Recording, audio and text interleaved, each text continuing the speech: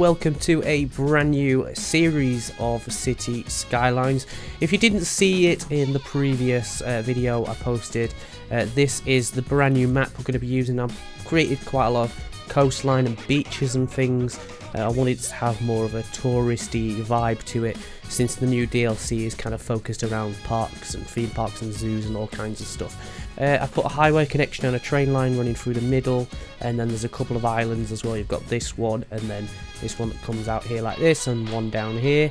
Not fully decided what I'm going to do with these just yet, but we'll get to those later in the series. I've also put in a little bit of a city, or a town at least, here, and then connected this other highway connection here to a little industrial area which has got a water and sewage treatment and electricity, so that's given us all our industrial needs for the city so far. As suspected, a few of the mods have been broken. Prop line tool doesn't seem to work, it just throws error messages, so that means I'm going to be kind of a little bit limited on some of the things I'm going to do. Like, I'm not going to put really crazy amounts of details like little fences and things like that, and if there's any rows of trees, fine if they're short distances, but I'm not going to be doing like huge rows of trees, just because it'd take forever to do it without that mod, and hopefully they'll fix it soon.